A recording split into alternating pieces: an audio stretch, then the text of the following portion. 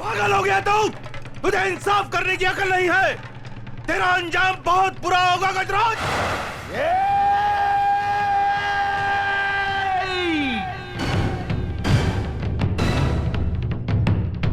इसके आगे एक लफ्ज भी बोला तो जुबान खींच लूंगा। तेरी औकात मेरे सामने खड़े होने की भी नहीं है और तू मुझे ललकारता है। गजराज ठाकुर ने कभी किसी अंजाम की परवाह नहीं की।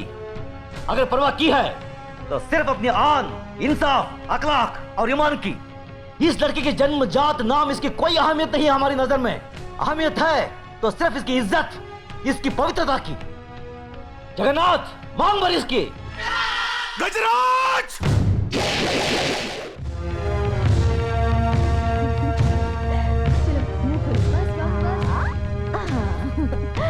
अब ये बाबूजी की तरफ से और ये अले ले ले, तू कहाँ भाग रहा है?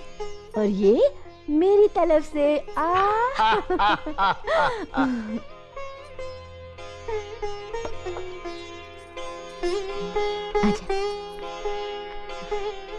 बाबूजी। खुश रहो। अर्जुन और नकुल के लिए तुम्हारा प्यार देखकर हमारा दिल बाग बाग हो गया। अपनी भाभी से कोई देवर इतना प्यार कहाँ पाता है? बाबूजी, देवर भी तो भाभी के बच्चे ही होते हैं। वाह बहू वाह, कितनी ऊंची बात कही। सदा सुखी रहो। धर्मराज बेटे, हम बहुत भाग्यवान हैं जो हमें देवी जैसी बहू मिली। बेटे एक बात याद रखना, जब भी तुम घर से बाहर जाओ, बहू के हाथ से दही शक्कर जरूर खा के जाना, शुभ होता है। जी बाबूजी। चलो।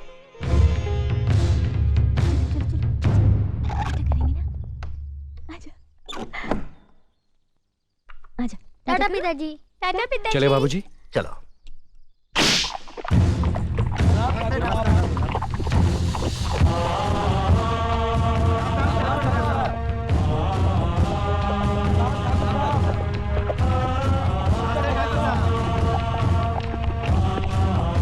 साले साहब रुकिए रुकिए रुकिए। साले साहब, आदमी कितना भी बड़ा क्यों ना हो, अपनी बहन बेटी के दरवाजे के सामने आकर उसका सर झुक ही जाता है। दुआ सलाम ना सही, अंदर आकर जलपान तो करते जाइए। हम इस वक्त बहन के भाई नहीं, पंचायत के सरपंच है।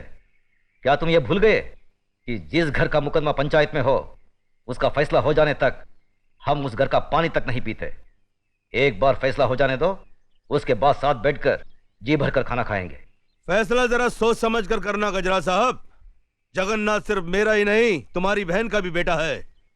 कहीं कुछ गलत हुआ तो नतीजा बहुत बुरा होगा। चलो धर्मराज।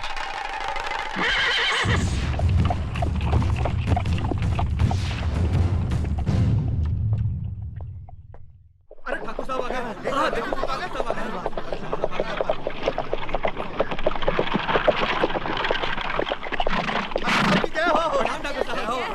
ठाकुर साहब नमस्कार। ठाकुर साहब बालक ठाकुर साहब।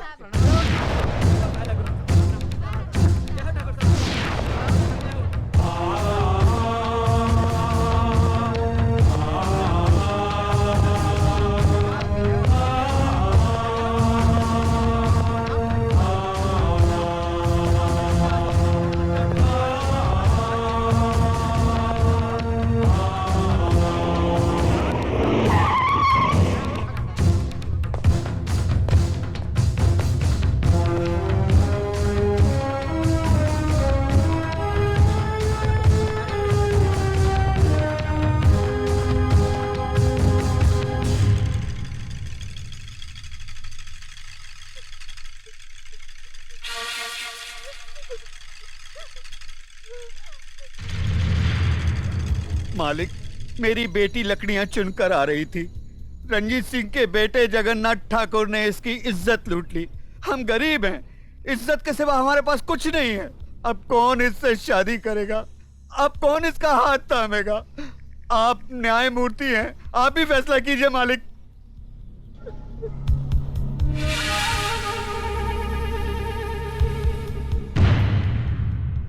इस बात का कोई चश्मदीद गवाह है?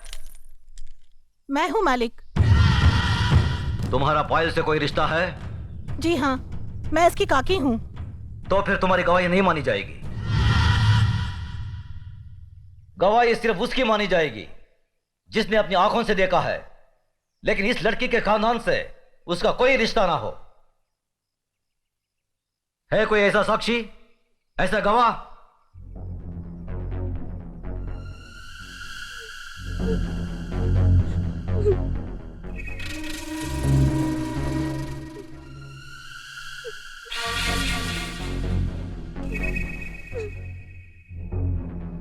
मैं हूँ मालिक। मैंने देखा है। तुमने क्या देखा है बेटे? मैंने देखा कि ये इस दीदी को जबरदस्ती अपने कंधे पे उठाकर पंपशीट में ले गया और दरवाजा बंद कर दिया।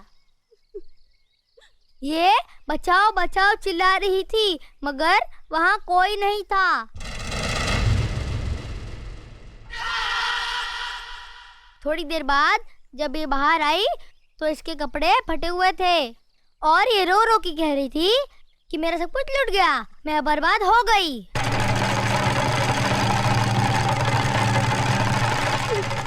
जगन्नाथ, कमीने कुत्ते, तूने इन गरीबों को क्या समझा है? ये वो गरीब मजदूर हैं जिनके खून पसीने की बरकत से हमारी धरती पर हरियाली जागती है। हमारे सर पर जमींदारी का ताज इन्हीं गरीबों की बदौलत है, जिसके बदले में उन्हें 2 वक्त की रोटी 2 गज की चादर मिलती है। और तूने उसी चादर में घुसकर इस गरीब की इज्जत लूट ली। फिर तुझ में और जानवर में क्या फर्क रहा? मुनीम जी, देवी मां के मंदिर से सिंदूर ले आओ। जी मालिक। पायल, तुम इधर आओ। जिन हाथों से मजबूर करके इस कमीने ने तुम्हारी इज्जत लूटी, आज ये उन्हीं हाथों से तुम्हारी मांग भरेगा, तुम्हें अपनी पत्नी बनाएगा। यह हमारा फैसला है। गजराज, अपना फैसला बदल दे। आंखें मत दिखा। ये नीच जिसके पांव अगर मेरी हवेली के फर्श पर पड़े तो फर्श गंदा हो जाए, इस 2 टके की लड़की को तुम मेरे घर की बहू बना रहे हो। तो नहीं जानता, जमींदारों में तो ऐसी बातें होती ही रहती हैं। मजदूर औरतों और मालिकों के बीच में ऐसे खेल तो अक्सर होते रहते हैं। कोई अपनी बीवी नहीं बनाता उन्हें। खामोश! मजदूर औरतों की इज्जत जमींदारों के बाप दादाओं के कोई जागीर नहीं होती जिसे वो अपनी मनमानी करे, रोन दे, कुचले।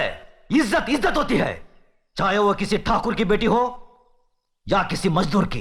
पागल हो गया तू? तुझे इंसाफ करने की अकल नहीं है। तेरा अंजाम बहुत बुरा होगा गजराज।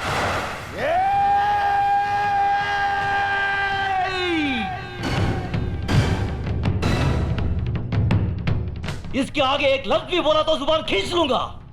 तेरी औकात मेरे सामने खड़े होने की भी नहीं है और तू मुझे ललकारता है। गजराज ठाकुर ने कभी किसी अंजाम की परवाह नहीं की। अगर परवाह की है तो सिर्फ अपनी आन, इंसाफ, अखलाक और ईमान की। इस लड़की के जन्मजात नाम इसकी कोई अहमियत नहीं है हमारी नजर में। अहमियत है तो सिर्फ इसकी इज्जत, इसकी पवित्रता की। जगन्नाथ, मांग भर इसकी। गजराज!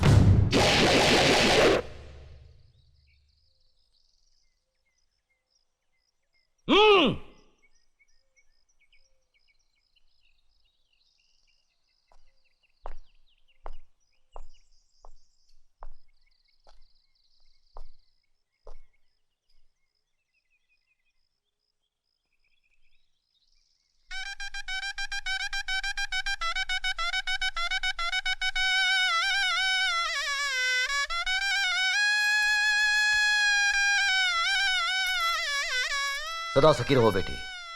जगन्नाथ, अगर तुमने इसे कोई तकलीफ दी तो हमसे बुरा कोई नहीं होगा।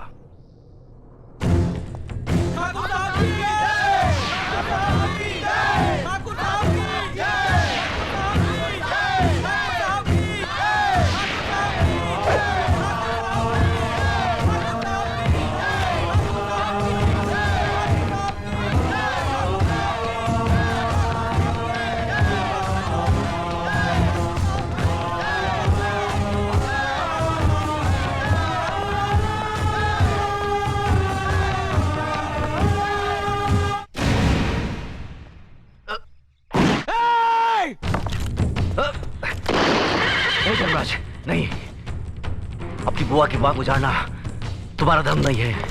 बाबूजी, बाबूजी! भैया! मेरे भाई को मार डाला, मेरे देवता समान भाई को मार डाला।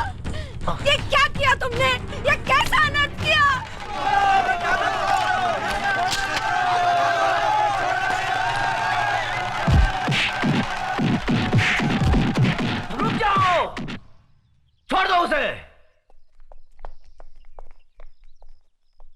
जो अपराध उसने किया है उसकी सजा उसे जरूर मिलेगी।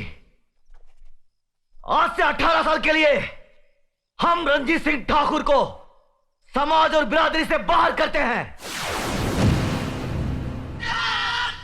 आज के बाद अगर कोई भी इसके परिवार के साथ किसी भी तरीके का संबंध रखेगा तो उसको भी यही सजा मिलेगी। यह गजराज ठाकुर का फैसला है। भैया, बाबूजी, भैया, बाबूजी, बाबूजी, बाबूजी। धर्मराज, न्याय करने वालों के लिए रिश्ते और जज्बात कोई मायने नहीं रखते। बेटे, जान चली जाए पर आन ना जाने पाए। जान देकर जो आन की रक्षा करता है वही न्यायाधीश इंसाफ के आकाश की बुलंदी को छूता है। बाबूजी, धर्मराज, जी बाबूजी।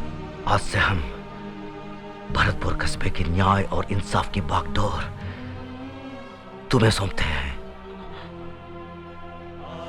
याद रखो बेटे, जिस दिन भी तुमने अनजाने में भी गलत फैसला किया तो समझ लो वही दिन तुम्हारी जिंदगी का आखिरी दिन होगा। बाबूजी, बाबूजी, भैया, बाबूजी।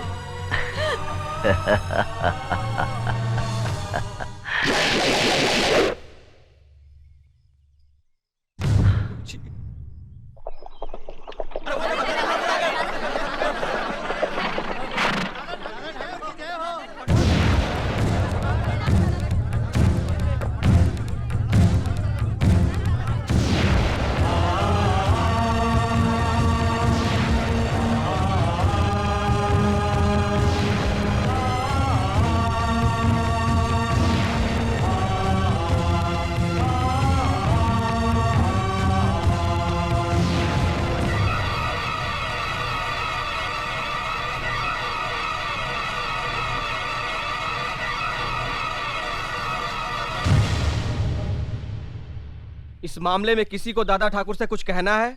किसी को कुछ कहने की जरूरत नहीं है।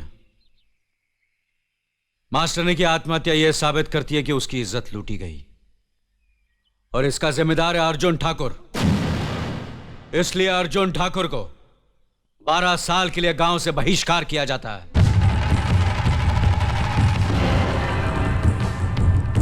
आज से कोई इससे बात नहीं करेगा, कोई इसकी मदद करेगा नहीं, और जो भी इस हुक्म को तोड़ेगा उसे और उसके परिवार वालों को यही सजा भुगतनी पड़ेगी। मासूम मास्टरनी शिल्पा ही अपनी विधवा मां का सहारा थी, इसलिए अर्जुन ठाकुर की जायदाद का आधा हिस्सा उसकी मां को दिया जाएगा। यह हमारा फैसला है।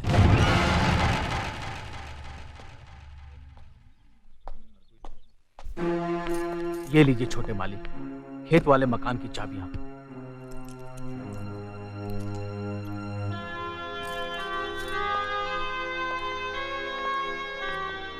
हम जा रहे हैं बड़े भैया।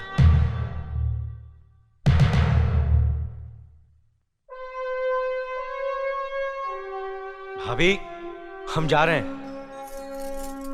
हम जा रहे हैं भाभी।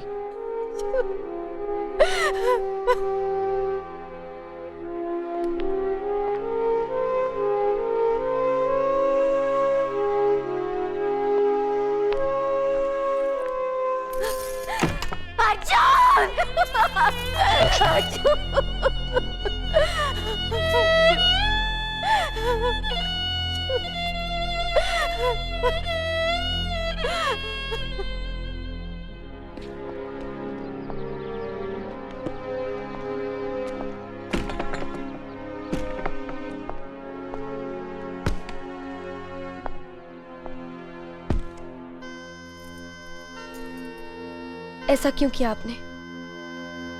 मैं जानती हूं कि आप बेकसूर हैं। ना आपका मास्टरनी के साथ कोई संबंध था और ना ही आपने उसका खून किया। फिर आपने पंचायत में बड़े भैया से कहा क्यों नहीं? उन्होंने मुझसे पूछा नहीं, मैंने बताया नहीं।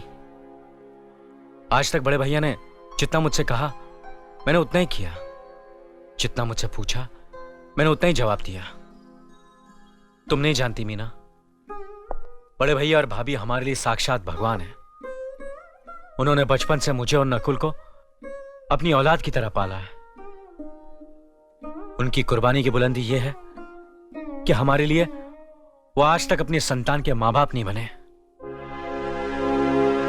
मैं इन अंधविश्वासों में यकीन नहीं रखती, और वैसे भी मुझे बच्चे की कोई जल्दी नहीं है।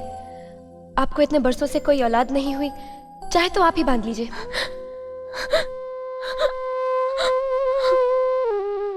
क्या हुआ? तुम रो क्यों रही हो? अपनी बदकिस्मती पर रो रही हूँ। अपनी नादानी में मैंने बड़े भैया और दीदी का बार बार अपमान किया है, उनका दिल दुखाया है। मालिक, फसलों की कटाई के लिए आज का दिन शुभ है। अगर आप इजाजत दें तो कटाई शुरू करवा दें। ठीक है। अर्जुन,